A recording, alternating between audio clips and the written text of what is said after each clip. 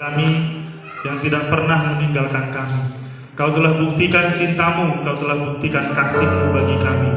Kami dapat hidup hari ini semua karena kemurahan dan anugerah-Mu yang besar bagi kami. Di dalam nama Tuhan Yesus, kami mengucap syukur dan berdoa. Kami siap membaca, mendengar, dan melakukan firman Tuhan. Haleluya, sama-sama katakan amin. Amin. Amin. Silakan duduk Bapak Ibu yang dikasihi Tuhan. Ya, tidak lupa saya mengucapkan terima kasih kepada Tuhan, pada Bapak Gembala juga yang mempercayakan pemberitaan firman hari ini, dan bersyukur kita masih bisa beribadah kepada Tuhan. Amin. Baik Bapak Ibu Saudara, kita akan memperhatikan firman Tuhan pagi hari ini.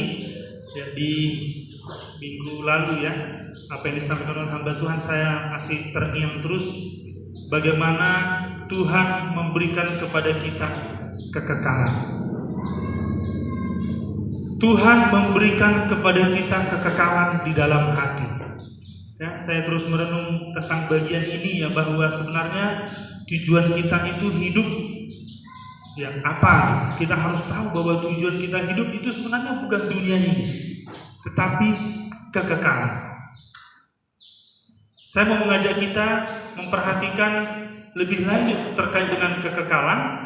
Dan kita berangkat dari ayat yang sudah kita baca beberapa waktu yang lalu. Kita buka dulu Pengkhotbah pasal 3 ayat 11. Pengkhotbah pasal 3 ayat 11. Nanti kita akan lanjut di 2 Korintus 5 ayat 1 sampai 5 ya. 2 Korintus 5 ayat 1 sampai 5. Sekarang kita lihat dulu Pengkhotbah 3 ayat 11. Dan nanti 2 Korintus 5 ayat 1 sampai 5. Baik, kalau sudah dapat kita akan baca bersama ya. Pengkhotbah 3 ayat 11. 2, 3, ya. Ia membuat segala sesuatu indah pada waktunya. Bahkan ia memberikan kekekalan dalam hati mereka. Tetapi manusia tidak dapat menyelami pekerjaan yang dilakukan Allah dari awal sampai akhir. Amin. Allah telah membuat segala sesuatu indah pada waktunya. Ada waktu yang sudah ditentukan Allah. Bahkan ini sesuatu yang lebih lagi. Ia telah memberikan kekekalan dalam hati mereka. Dalam hati Bapak Ibu Saudara, sebenarnya Allah sudah menanamkan kekekalan. Kita sudah dengarkan minggu lalu ya, bagaimana supaya kita hidup mengucap syukur. Ya, kalau Tuhan memberikan kekekalan kepada kita, berarti hidup yang sekarang ini adalah persiapan untuk masuk ke kekekalan. Itu yang saya renungkan. Di akhir-akhir ini kita perlu mengetahui, menyadari, supaya apa? Supaya hidup kita ini digerakkan oleh sesuatu yang kekal. Mungkin demikian bahasanya. Karena apa? Karena di dalam hati Bapak Ibu semua, adik-adik remaja ini, ada ditetapkan Tuhan di dalam hati kita itu kekekalan.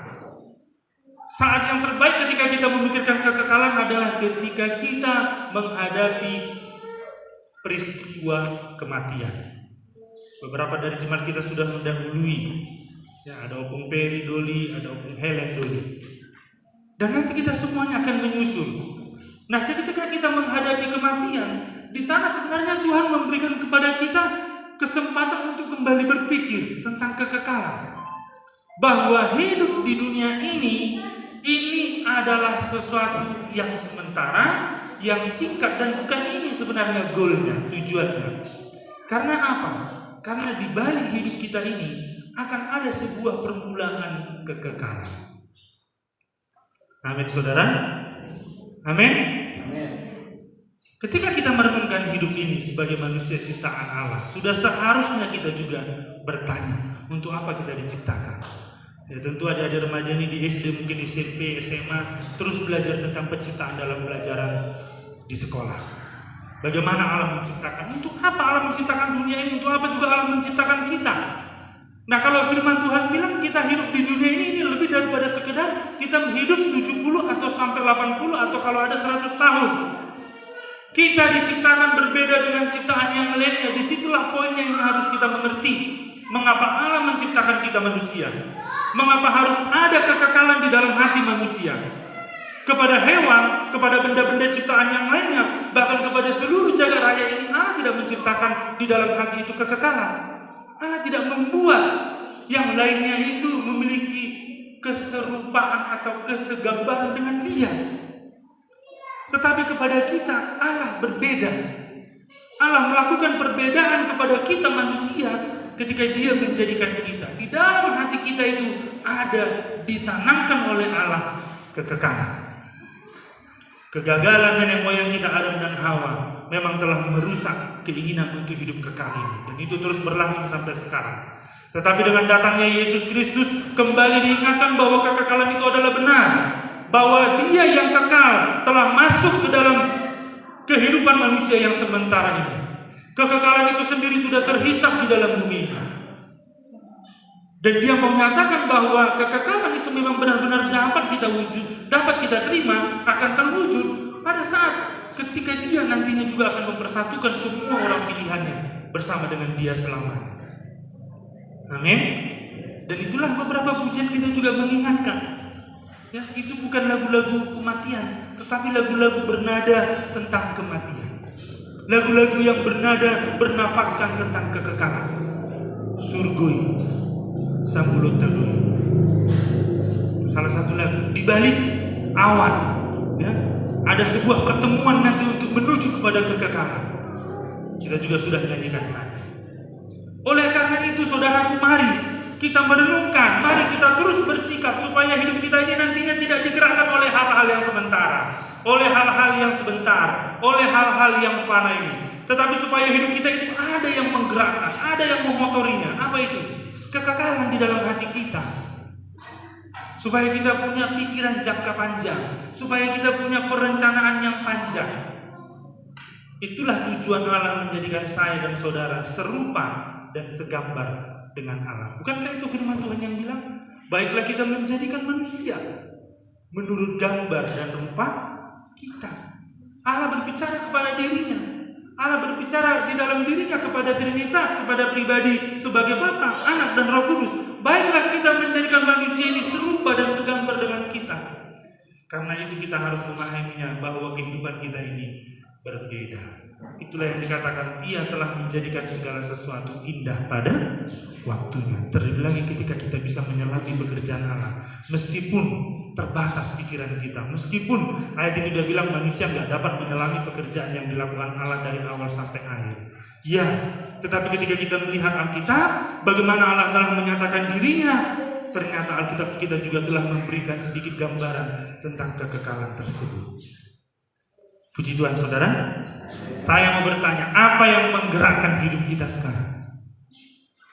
Hari-hari yang kita lalui dari hari Senin, Selasa, Rabu, Kamis, Jumat, Sabtu, Minggu, apakah kita digerakkan oleh kebutuhan kita? Apakah kita melakukan segala sesuatu itu hanya karena kita butuh untuk makan, untuk minum, untuk pakai, untuk tempat tinggal? Itu memang kita perlukan, ya, tetapi harusnya bukan itu yang menggerakkan kita dalam hidup ini. Karena itu sementara. Karena itu tidak kekal, itu semuanya sifatnya fana. Harusnya ada kekekalan yang menggerakkan kehidupan kita itu, supaya kekristenan kita ini tidak menjadi kekristenan yang biasa. Kita tidak puas dengan apa yang ada sekarang, tidak. Karena tidak akan pernah ada di dunia ini yang memuaskan kita. Tidak akan pernah ada. Karena semuanya sifatnya sementara, termasuk pesta pora, termasuk rasa senang-senang, termasuk apa saja yang sudah kita capai dunia ini tidak akan pernah bisa memuaskan.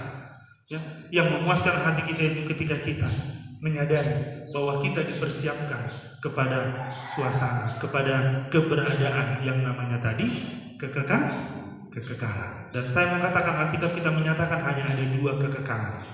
Ya, kita masuk ke 2 Korintus 5. Kita perhatikan 2 Korintus 5. Kita lihat di sana 2 Korintus 5, kita akan baca ayat 1 sampai ayat 5. Ada beberapa bagian Alkitab yang menceritakan tentang kekekalan, ada Wahyu 21, 22, tetapi kita melihat di dalam 2 Korintus 5 ini bagaimana firman Tuhan terkait dengan kekekalan. Apakah memang ini benar ada? atau tidak, ya, supaya hidup kita memang digerakkan oleh kekekalan ini. 2 Korintus 5 ayat 1 sampai 5 kita baca bersama-sama secara perlahan. 2, 3, ya. Karena kami tahu bahwa jika kemah tempat kediaman kita di bumi ini dibongkar, Allah telah menyediakan suatu tempat kediaman di sorga bagi kita, suatu tempat kediaman yang kekal, yang tidak dibuat oleh tangan manusia. Selama kita di dalam kemah ini, kita mengeluh karena kita rindu mengenakan tempat kediaman surgawi di atas tempat kediaman kita yang sekarang ini. 3. Sebab dengan demikian kita berpakaian dan tidak kedapatan telanjang. Sebab selama masih diam di dalam kemah ini, kita mengeluh oleh beratnya tekanan karena kita mau mengenakan pakaian yang baru itu tanpa meninggalkan yang lama, supaya yang fana itu ditelan oleh hidup. 5. Tetapi Allah yang justru mempersiapkan kita untuk hal itu dan yang mengaruniakan Roh kepada kita sebagai jaminan segala sesuatu yang telah disediakan bagi kita. Amin. Amin Bapak Ibu. Amin. Ada jaminan tentang kekekalan bersama Allah di surga. Puji Tuhan. Tetapi kekekalan ini bukan hanya surga, ada juga satu sisi kekekalan yang lain yang diceritakan oleh Alkitab, yaitu neraka. Neraka itu adalah hadirnya Allah di sana dalam murkanya, sementara surga adalah hadirnya Allah dalam kasih anugerahnya yang sangat besar. Allah ada di surga. Allah telah menyediakan sebuah tempat, sebuah kediaman, katanya, tempat kediaman yang kekal, yang tidak dibuat oleh tangan manusia. Kesanalah kita orang-orang yang percaya sedang dipersiapkan. Bagi orang-orang yang tidak mau percaya, yang tidak mau mengenal Allah, yang hidupnya tidak dirancang sesuai dengan kehendak Allah, yang dia mau sesuai dengan kehendaknya sendiri, mereka akan hidup di luar Allah, di mana hanya akan ada di sana murka Allah yang besar, di mana di sana hanya akan ada kematian yang kekal, bukan kehidupan yang kekal. Karena itu saya mengajak kita supaya terus hidup kita ini digerakkan oleh kekekalan bersama dengan Allah di surga. Dan supaya kita bisa masuk ke dalam kekekalan seperti yang dikatakan di 2 Korintus 5 ayat 1 sampai 5 ini, karena Allah sudah menaruh kepada kita di dalam hati kita juga kekekalan, kerinduan kepada hal-hal yang kekal, kita harus tahu, kita harus sadar, dan kita harus menyadari sesadar-sadarnya bahwa hubungan kita dengan Allah saat ini itu menentukan hubungan kita di kekekalan. Bagaimana kita berhubungan dengan Allah pada saat ini itu akan menentukan bagaimana nanti kita di kekekalan. Kekekalan bersama Allah yang dimaksud di sana adalah ketika kita nanti akan bersama-sama dikumpulkan dengan semua orang percaya di surga. Dan saya ingin mengutip apa yang C.S. Lewis katakan, ya, terkait dengan manusia di dunia ini. Dia mengkategorikan hanya ada 2 jenis manusia. Yang pertama itu adalah manusia yang berkata kepada Allah, jadilah kehendak-Mu di bumi seperti di surga. Yang kedua adalah golongan orang-orang yang berkata bahwa golongan orang di mana Allah berkata kepada mereka, silahkan lakukan apa saja yang kau mau. Tetapi pada akhirnya juga akan berujung di kekekalan, tapi tidak bersama Allah. Jadilah kehendak-Mu. Itulah seharusnya yang mendorong kita supaya kita hidup. Ya, jangan nanti sampai Allah berkata, terserah, silahkan lakukan. Ya, ada ayat yang mengatakan yang ke maut mautlah, yang ke hidup hiduplah. Allah memberikan kepada manusia kebebasan di dalam memilih. Seperti itu Bapak Ibu Saudara. Bagaimana hubungan kita dengan Allah? Apakah kita sedang mempersiapkan kekekalan, atau jangan-jangan kita hanya mempersiapkan hal-hal yang fana ini saja? Bagaimana ketika kita sudah berkeluarga, kita mempersiapkan sebuah tempat bagi anak kita, ya, supaya anak itu nanti tidak susah, tidak mengalami kesusahan seperti yang kita alami. Ya, kita bekerja hanya untuk mereka. Ya, setelah itu mereka juga demikian nanti. Setelah mereka tumbuh besar, mereka juga berkeluarga masing-masing, Mereka juga memikirkan bagaimana keturunannya juga supaya bisa makan, minum, pakai, punya rumah, punya tempat teduh, dan seterusnya. Itu hanya bersifat sementara. Alkitab katakan lebih daripada itu. Maksud saya 100 tahun ini tidak bisa kita bandingkan dengan nanti yang lebih bersifat kekal. Karena kekekalan itu tidak bisa kita ukur waktunya, bukan hanya 100 tahun, 200 tahun. Jadi kekekalan itu nggak bisa kita bandingkan. Itu maksud saya tadi ya, bukan 100 tahun ini tidak ada bandingnya. Tetapi kehidupan yang kekal itu tidak terbandingkan dengan yang kita alami hidup kita di dunia ini. Yang hanya 70-80 tahun. Kalau kuat kita sampai 100, itu tidak. Karena itulah kita perlu memikirkan sekarang, ya, bahwa hubungan kita dengan Allah itu nantinya menentukan kekekalan di sana. Jadi jangan lagi kita anggap remeh, ya, jangan lagi kita takut kepada kematian. Kalau kita di dalam Tuhan, ya kita tidak lagi takut kepada kematian. Saya selalu berulang-ulang mengatakan hal itu. Bukan kematian yang kita takutkan, justru hidup sekarang ini yang kita khawatirkan. Sama seperti Paulus mengatakan demikian. Kalau aku mati justru aku senang. Itu adalah sebuah keuntungan. Kematian. Sama dia itu adalah keuntungan kematian. Mengapa? Karena dengan demikianlah dia bisa bertemu dengan sorga. Tetapi awas ketika kita diperhadapkan kepada situasi bagaimana kisah Lazarus yang miskin dan si orang kaya itu. Orang yang tidak hidup di dalam Tuhan, ya, ketika dia mati, kematian itu akan menjadi sesuatu yang menakutkan. Karena apa? Itu adalah awal dia masuk ke dalam kekekalan, tidak bersama dengan Allah. Kalau Paulus membaginya di dalam Efesus 2 hanya ada 2 macam orang. Yang pertama adalah orang-orang yang di dalam Kristus, yang kedua adalah orang-orang di luar Kristus. Selebihnya tidak ada. Siapakah manusia yang ada di dunia ini? Manusia yang ada di dalam Kristus, itu satu golongan. Manusia yang tidak berada di dalam Kristus, itu di luar Kristus, itu saja. Paulus sederhana juga menggambarkannya. Hanya di dalam Kristus dan di luar Kristus, selesai. Bagi mereka yang hidup di dalam Kristus, bagi mereka yang berada di dalam Kristus, maka mereka akan menerima jaminan tempat kediaman yang kekal. Yang dikatakan tadi di ayat 1 di 2 Korintus 5 ini tidak dibuat oleh tangan manusia. Selama ada bangunan, itu masih manusia yang memegangnya. Setinggi apapun itu, sehebat apapun itu tidak kekal. Gereja ini juga tidak kekal, pada saatnya juga akan hancur. Sedangkan gedung WTC yang sangat tinggi saja ratusan tingkat itu bisa hancur. Pada tanggal 11 September kan, tahun 2001, ya, 2 gedung yang menara kembar gedung kembar yang ada di Amerika. Ya, bagaimana di sana? Ya, 2 gedung tinggi Amerika itu setingginya sehebat-hebatnya, tapi itu semuanya masih buatan tangan manusia, tidak kekal. Tetapi tempat yang mau kita tuju ini katanya di ayat 1, kita harus tahu, ya, karena kami tahu, kata Paulus. Berarti jangan lagi ada nanti di antara kita yang tidak tahu, supaya kita bisa mempersiapkan diri kita ini di dalam kekekalan, supaya kita bisa mempersiapkan diri kita kepada kekekalan yang akan datang. Apa katanya?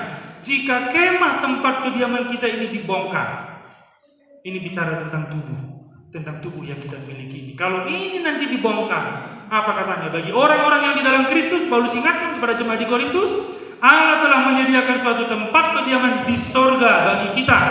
Suatu tempat kediaman, katanya apa? Yang kekal, yang tidak dibuat oleh tangan manusia. Kalau begitu kita harus mempersiapkan diri untuk tempat yang kekal ini. Paulus bilang, kami tahu bahwa jika kediaman kita di bumi ini dibongkar, jadi jangan sampai kita tidak tahu. Asa unang adongan non penyesalan. Sohya dijami tahun namang padidai, tunggu dulu. Ya. Semua hamba-hamba Tuhan, ya, bahkan dari gereja ini juga terus hamba-hamba Tuhan, Bapak Gembala kita terus menyuarakan supaya kita mempersiapkan hidup kita ini kepada kekekalan yang sudah dipersiapkan Allah. Tidak arung dengan penyesalan.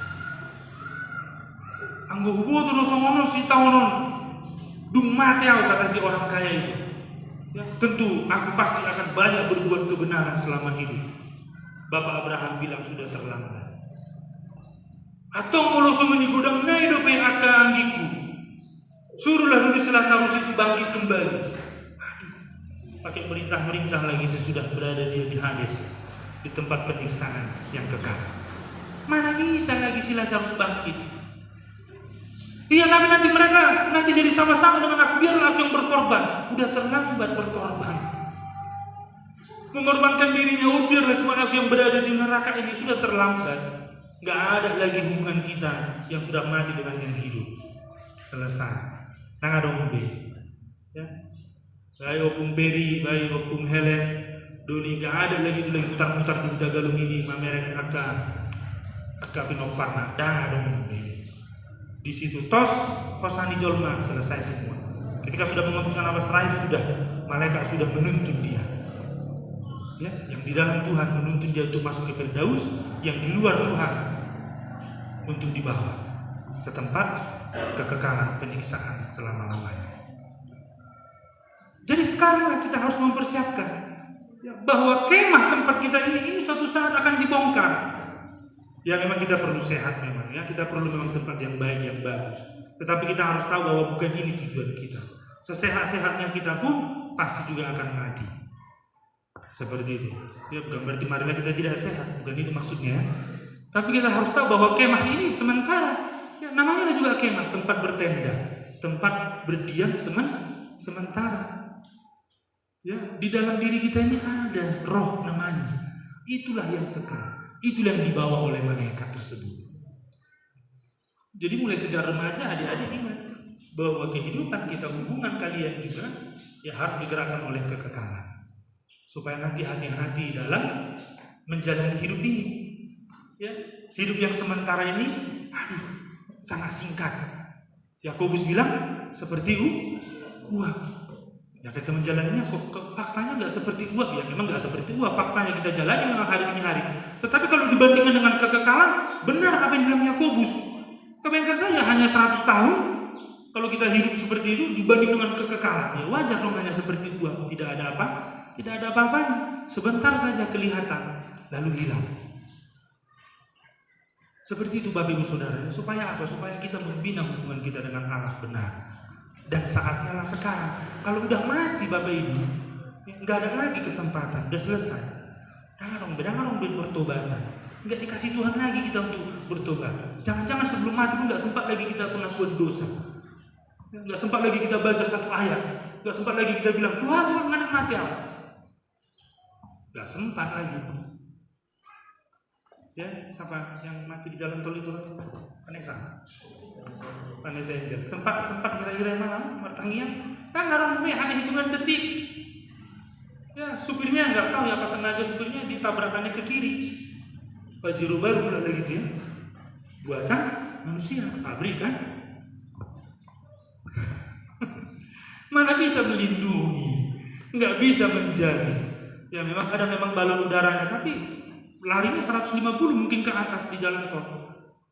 Ya udah tiba-tiba entah dia ngantuk, seperti itu hanya hitungan detik, 1, 2, 3 detik selesai, mati di tempat. Ya, mau harga 500 juta, 600 juta pun Pajero-nya tetap hancur juga. Mau pakai harga 1M pun seperti Alphard atau seperti Mercy sedan yang mahal itu, atau seperti yang dimiliki siapa pengacara Hotman Paris itu. Ya, tetap juga namanya kalau udah lari di atas 150 km per jam selesai juga kalau udah nabrak pembatas jalannya. Itulah ketidakkekalan itu. Itulah sementara itu. Nggak ada apa-apanya, hanya seperti uap. Ya, mana lagi sempat si Vanessa Angel, kita doa dulu katanya. Mana sempat. Pertanyaan Juwita. Ya, sesuai dengan agama dan kepercayaan masing-masing, nggak sempat lagi. Tak sempat sonari do persiapan. Asa ati boha. Ya, ati boha dijual Tuhan si Warseto. Tapi jangan lagi, selesai dulu konten ya, jangan sekarang dulu ya. Godari, ya supaya udah siap, ya, supaya tenang. Senyum matinya ya, gak banyak utang, udah lunas. Seperti itu ya, Bapak. Jadi supaya kita mempersiapkan itu sekarang, bukan nanti. Amin. Amin Bapak Ibu.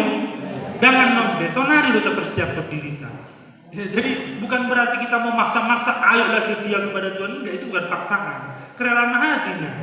Ya, kita paksa-paksa kalau hati kita enggak tergugah kan susah juga.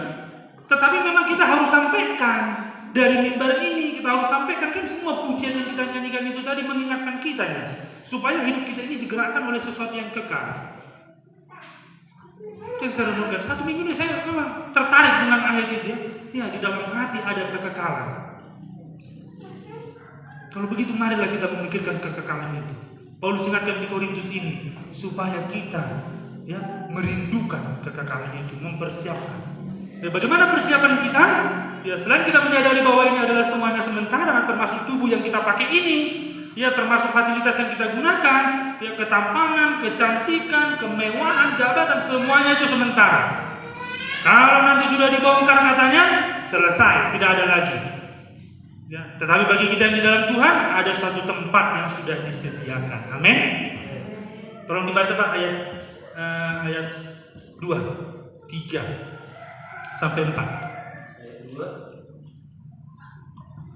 Selama kita di dalam kemah ini, kita mengeluh karena kita rindu mengenakan tempat kediaman surgawi di atas tempat kediaman kita yang sekarang ini. Sebab dengan demikian kita berpakaian dan tidak kedapatan telanjang. Sebab selama masih diam di dalam kemah ini, kita mengeluh oleh beratnya ketekanan. Karena kita mau mengenakan pakaian yang baru itu tanpa menanggalkan yang lama, supaya yang fana itu ditelan oleh hidup. Tetapi ya sampai 4 ya, sampai 4 baru. Makasih. Inilah jawabannya bagi kita yang bertanya-tanya kenapa kita masih bisa mengeluh. Ya ini, karena apa? Karena memang kita masih mengenakan tempat yang sementara ini. Coba dalam bahasa Toba gimana bahasanya Pak? Ayat 2-nya. Ay salilin bison marhoy duhami huhut masihol naik harusul konopton ingana nami nasian banuagi jangi. Iya. Salilin bison berarti salilin di pertibion katanya. Marhui dohami. Jangan pala heran kita. Apa terjemahnya pas itu? Mengeluh, marhui. Contohnya mengeluh. Jago boy do pehamu tangis sama ina. Adik-adik kalau bisa nangis bukan karena putus cinta ya, tetapi karena si tahu non. Ya bersyukurlah. Oh masih bisa menangis berarti karena masih di bumi. Karena nanti di sana tidak ada lagi kesempatan untuk menangis. Ya jadi menangislah di bumi. Memang seperti itu. Marhoi dohami huhu masihon. Jadi kalau kita masih merasakan ada banyaknya tekanan, ada tekanan katanya di ayat 4 itu ya, ada banyaknya keluhan karena beratnya tekanan, yaitu karena kita di bumi ini. Tapi kita jangan fokus di situ, tetapi fokus di kata yang satu lagi, katanya bahwa kita masih rindu. Nah, jadi bagaimana kita mempersiapkan diri kita kepada kekekalan? Rindukanlah kekekalan itu, Bapak Ibu. Ya, sama seperti ini belum ada SMA, SMP atau SMA ini yang remaja kita tadi? Ada yang SMA? Oh, 2 orang sudah SMA. Yang mana SMA? Si Helennya sama Nicholas. Udah 3. 3 berarti yang SMA. Ya udah mulai agak berbunga-bunga kan? Udah tahu kalian artinya rindu ya? Rindu mana tahu? Ya ada kau dekati seorang wanita, ya kau membayangkannya mana tahu nanti kan? Sekarang belum ya? Belum, tapi nanti akan tiba saatnya. Bagaimana merindukannya? Rindu itu seperti seorang laki-laki merindukan seorang wanita. Apapun cara, apapun tantangan yang dihadapinya, dia pasti akan terus tetap semangat. Yang penting dia bisa bertemu dengan si gadisnya yang sedang dirindukannya. Begitu juga dengan gadis. Ya, ketika dia merindukan seorang pria, dia akan terus menanti-nantikan. Ada di Kidung Agung lebih tepatnya ya. Bagaimana kerinduan seorang laki-laki terhadap seorang perempuan pada waktunya kalau udah dewasa. Kalau SMA masih kelas 1, kelas 2, nggak usah dulu ya. Sedangkan sama si Roy ini sama si Ica saya bilang sabar dulu. Ya PDKT boleh lah. Tapi kalau untuk membina hubungan jangan dulu. Ya nanti tambah uang keluar orang tuanya. Uang keluar orang tuanya tambah. Ya bukan hanya untuk beli paket lagi, tetapi untuk belikan Tupperware-nya lah, belikan mainan lah, belikan boneka lah, belikan yang lain-lain, macam lah, beli gaun dan sebagainya. Ada sebuah kerinduan, ini yang harusnya kita tanamkan dalam hati kita. Kerinduan kepada kekekalan sebagai persiapan untuk masuk ke sana. Ya supaya apa? Supaya ini menjadi alasan kita. Tuhan, aku udah rindu. Ya cepatlah Tuhan angkat. Ya cepatlah Tuhan datang. Kita merindukan kekekalan. Ya karena apa? Karena di sana tidak ada lagi keluhan. Itu alasan kita. Selama di bumi kami masih Tuhan mengeluh, kami masih berat tekanan yang kami hadapi. Tetapi Tuhan sudah berjanji bahwa di sana tidak ada lagi keluhan, tidak ada lagi tekanan, air mata tidak ada lagi, ratap tangis tidak ada lagi. Ya, kita diberikan gambaran sekilas. Wahyu 21, Wahyu 22 itu memberikan kepada kita gambaran sekilas tentang kekekalan. Betapa indahnya di sana. Bapak Ibu Saudara, puji Tuhan. Ya, seperti yang dikatakan tadi juga di akhir itu, di ayat yang keempat, di ayat 3 dan 4 itu, supaya nyata di sana bahwa kita berpakaian dan tidak kedapatan telanjang. Apa yang dimaksud? Sebab dengan demikian kita berpakaian dan tidak kedapatan telanjang. Inilah pakaian yang dipersiapkan oleh Allah. Ya, kalau saya merenungkan bagian ini, inilah juga mungkin pakaian yang telah dipakai oleh Adam dan Hawa. Tetapi ketika dosa sudah masuk, pakaian ini nggak ada lagi. Akhirnya mereka kedapatan telanjang. Siapa yang bilang sama kamu bahwa kamu telanjang? Nggak ada. Tuhan nggak bilang sama Adam dan Hawa bahwa ketika mereka dijadikan sebagai manusia yang sempurna, mereka itu telanjang. Tidak. Mereka hidup di Taman Eden itu secara sempurna. Dan mereka tidak tahu bahwa mereka telanjang. Kenapa? Ada pakaian. Pakaian seperti apa? Itulah yang dibuat Tuhan. Apakah orang mau menafsirkannya sebagai pakaian kemuliaan? Atau orang mau menafsirkannya sebagai ada cahaya yang menutupi tubuh Adam dan Hawa? Yang pasti itu adalah pakaian yang sebenarnya. Ketika Adam dan Hawa jatuh ke dalam dosa, kedapatanlah mereka telanjang. Malulah mereka buatlah pakaian yang sangat tidak layak. Istilah Kejadian 3 itu apa? Cawan. Hanya menutupi bagian kemaluan saja. Apakah itu pakaian yang layak? Tidak. Dan Tuhan membuat pakaian yang lebih layak dari cawan. Dipersembahkanlah seekor binatang, dikorbankan Tuhanlah, dibuat Tuhanlah dari kulit binatang itu pakaian yang bisa menutupi seluruh tubuhnya. Itulah pakaian yang layak. Tetapi saya yakin pakaian yang dikatakan di ayat 3 ini bukan pakaian seperti yang kita pakai sekarang ini, tidak.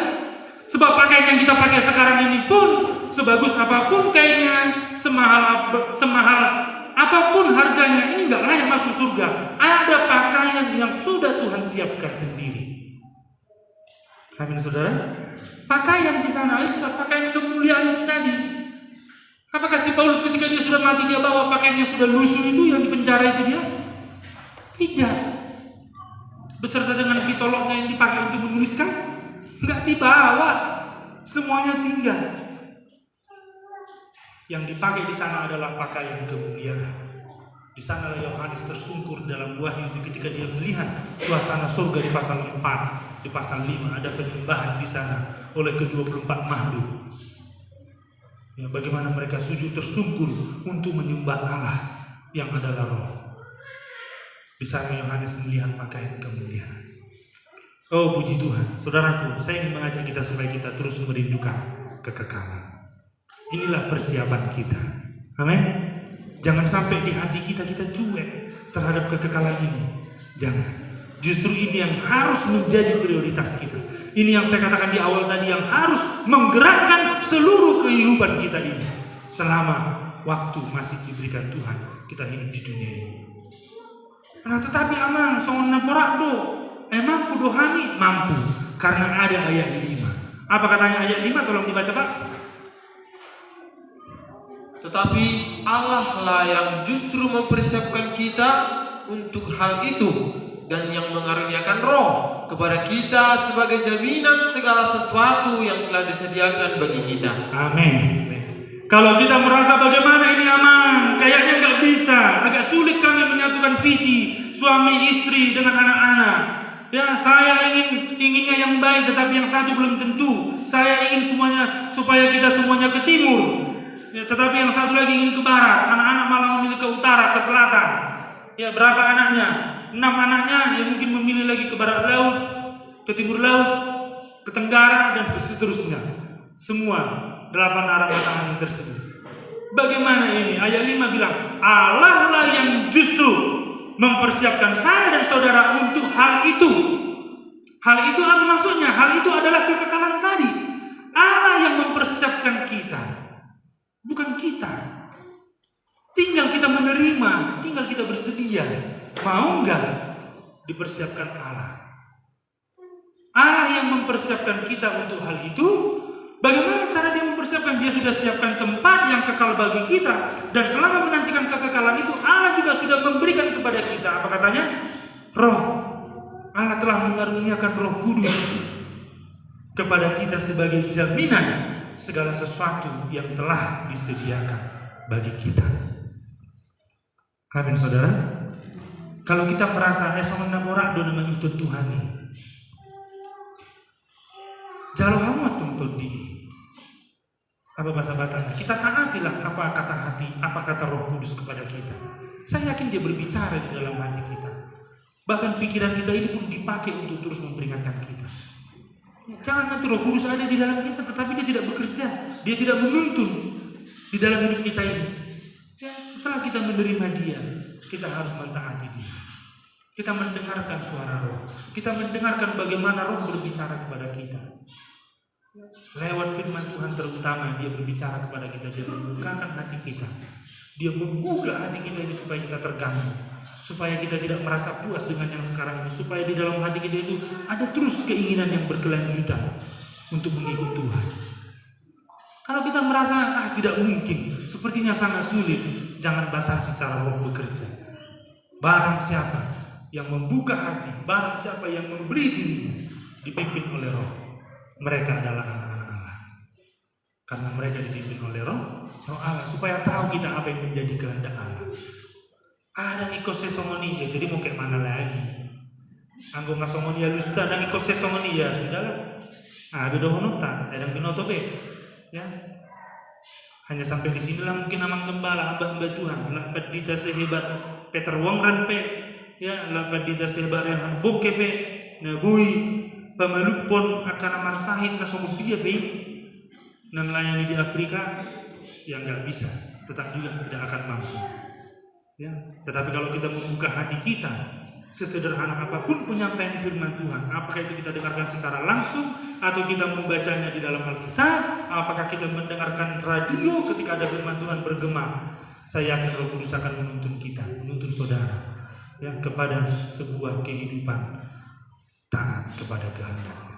Sehingga apa yang dikatakan ayat 5 tadi, kita akan menerima segala sesuatu yang telah disediakan bagi kita. Saya mau berkata bahwa kekekalan tentang surga itu, ya, bahwa surga yang kekal itu sudah tersedia, bukan akan lagi, tetapi telah disediakan. Yesus sendiri yang bilang dalam Yohanes 14, aku pergi ke sana untuk mempersiapkan tempat. Dan tempat itu, kata Paulus, telah tersedia. Dan Yohanes sudah melihat itu. Di dalam pasal-pasalnya di dalam kitab Wahyu, ya, Yohanes menuliskan di sana bahwa aku melihat.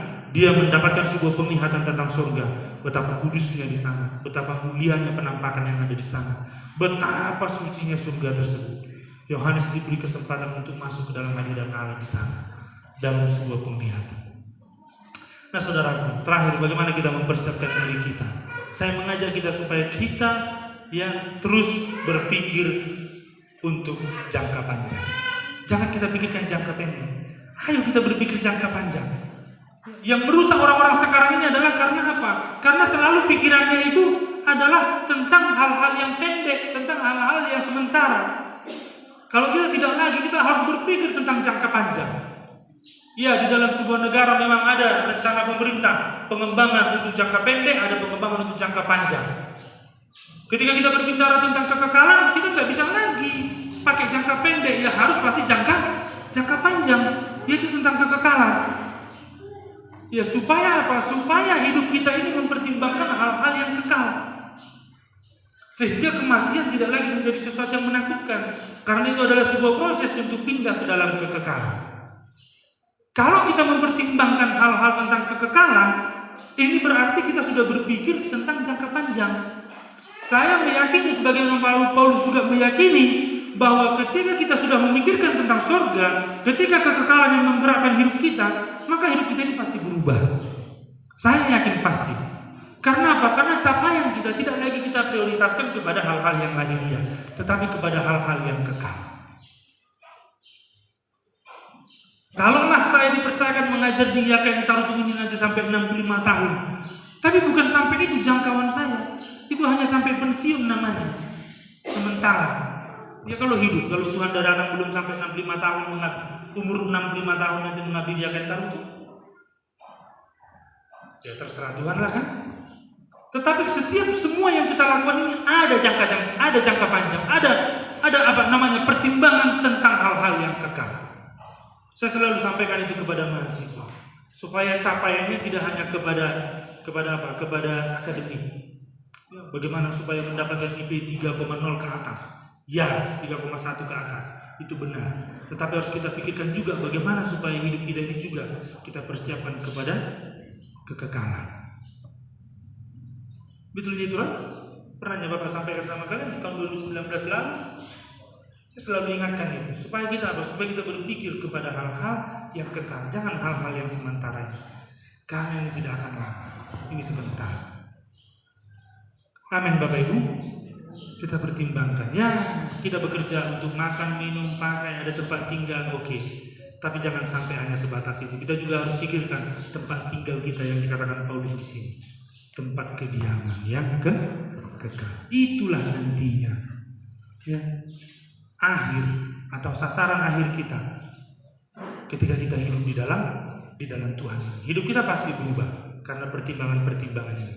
Jadi kita tidak lagi berpikir tentang jangka pendek. Ada seseorang yang mengatakan bahwa masa sekarang ini, ya era postmodern ini adalah puncak yang kelihatan dari gunung es. Ya, jadi dia mengatakan bahwa saat-saat sekarang ini tren dunia, kegemerlapan dunia ini sepertinya sudah berada di puncak gunung es. Tetapi kekekalan itu adalah semua sisa gunung es yang tidak kelihatan di bawah permukaan. Ya, kalau direnungkan betul juga. Ya, kalau manusia sudah sampai kepada puncak kejayaannya, tetapi kekekalan itu adalah semuanya sisa gunung es itu yang tidak tampak, yang berada di bawah permukaan. Artinya itu lebih dalam lagi, itu lebih besar lagi, itu lebih banyak lagi. Amin saudara, pikirkan kekekalan. Ya, engahnya dibereng hamu amang surgui, ya belum memang, saya belum ke sana. Ya, kalau Bapak Ibu izinkan, ya udah saya pergi duluan ke sana. Tapi kayak malam kalau udah pergi saya duluan ke sana nggak bisa juga saya ngasih taunya. Dan mulai dia kan? Gak mungkin aku datang nanti ke dalam mimpinya Pak Timo sama Pak Gulis. Ya aku datang nanti ke dalam mimpi. Sudah mulia. Ya lalu bersaksi. Soalnya medok namang si opini. Enggak. Justru nanti kalaupun saya duluan pergi, saya memang datang lagi. Tapi bersama Yesus. Ya itu pun pada waktu kedatangannya ya kedua kali di awan-awan. 1 Tesalonika 4 itu. Ya, tidak lagi mau memberitahu bahwa benar surga itu ada, tetapi mau memberitahu bahwa sudah berakhir masa hidup di dunia ini. Yesus sudah datang. Sudah saatnya semua orang-orang pilihannya dikumpulkan. Ya, sudah saatnya semua orang-orang yang dikasihinya masuk ke tempat yang mulia.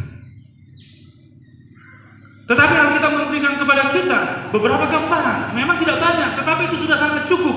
Saya yakin kitab Wahyu itu sudah sangat cukup memberitahukan kepada kita gambaran tentang surga. Paulus juga di dalam satu surahnya mengatakan bahwa dia juga pernah diangkat sampai ke langit, ya tingkat 3 di atas sana. Ya, para nabi-nabi juga di perjanjian lama banyak yang menyaksikan, baik seperti Yesaya, Yeremia, Yehezkiel, Daniel, mereka dibawa kepada satu penglihatan, yaitu melihat tahta Allah di surga. Itu sebenarnya semuanya sudah cukup, apalagi ketika datangnya Yesus ke bumi ini. Ya, surga sendiri pun bahkan terbuka. Ngapainnya jutaan malaikat ya bernyanyi bersama-sama mereka kur. Ya, saya hanya membayangkan seperti kur kita marsuara sada dua itu lopak. Ya, semua malaikat itu berlaksa-laksa berkur, menyatakan bahwa kemuliaan bagi Allah di tempat yang maha tinggi dan damai sejahtera bagi manusia di bumi yang berkenan kepada. Semua menyanyikannya. Ya, seperti apa iramanya saya nggak tahu waktu itu. Tapi ada saksinya. Para gembala menyaksikan. Yusuf dan Maria menyaksikan. Seperti apa situasi bayi Yesus yang mereka tatang itu. Mereka juga mungkin penuh kekaguman. Ketika malaikat bala surga yang turun ke bumi dan menyanyikan nyanyian yang mulia tersebut. Puji Tuhan saudara. Ya, saya mau bertanya sekali lagi. Ya, apakah hidup kita ini digerakkan oleh kekekalan atau oleh hal-hal yang sementara? Kalau firman Tuhan mengajak kita, marilah kita hidup dengan digerakkan kepada kekekalan. Supaya itu yang menjadi dasar kita hidup ini. Supaya segala sesuatu yang kita lakukan tidak lagi kita prioritaskan atau untuk tujuan di bumi ini, tetapi untuk tujuan kepada kekekalan. Ya, sehingga lagu tadi meskipun agak nggak enak menyanyikannya itu untuk menjelang firman Tuhan tadi, kita tidak takut lagi menyanyikannya. Bahwa tidak ada yang dapat memisahkan kita. Meskipun sakit, ya memang sakit, namanya lah menderita. Masa nggak sakit kan? Ya. Aniaya, masa enak aniaya? Enggak. Aniaya itu memang menyakitkan, membuat kita mengeluh. Tetapi kalaupun itu terjadi, tidak akan ada yang dapat memisahkan kita. Karena Yesus Kristus adalah jaminan untuk kita bisa masuk dalam kekekalan. Amin. Tuhan memberkati. Saya ajak kita pujikan pujian tadi. Hanya Yesus satu-satunya. Haleluya. Apa yang dapat memisahkanku dari kasih-Mu Tuhan, sahabat?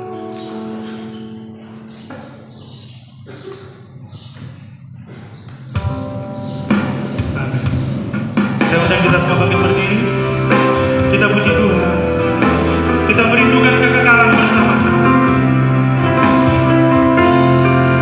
Sehingga kita tidak takut lagi apapun yang kita alami. Oh, apa yang dapat memisahkan? Amin. Tidak ada yang dapat memisahkan kita. Tuhan sahabat.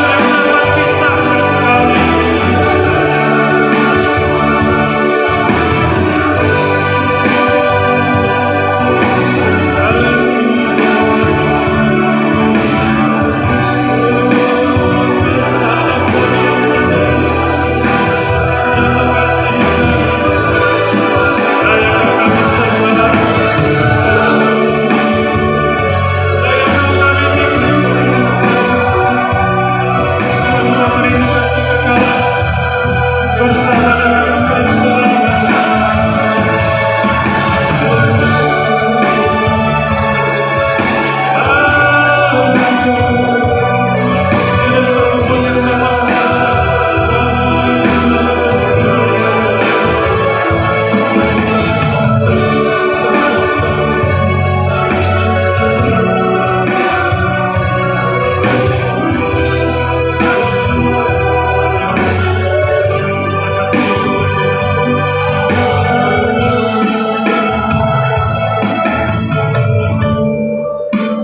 Dari satu bisa buat jemaatku semua, Tuhan merindukan kekekalan. Kami dapat mempersiapkan diri kami untuk masuk kepada kekekalan. Terima kasih Tuhan. Haleluya.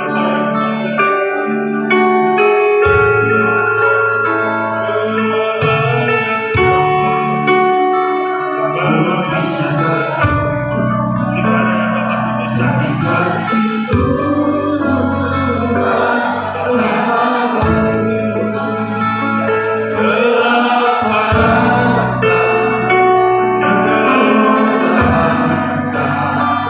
Tak satu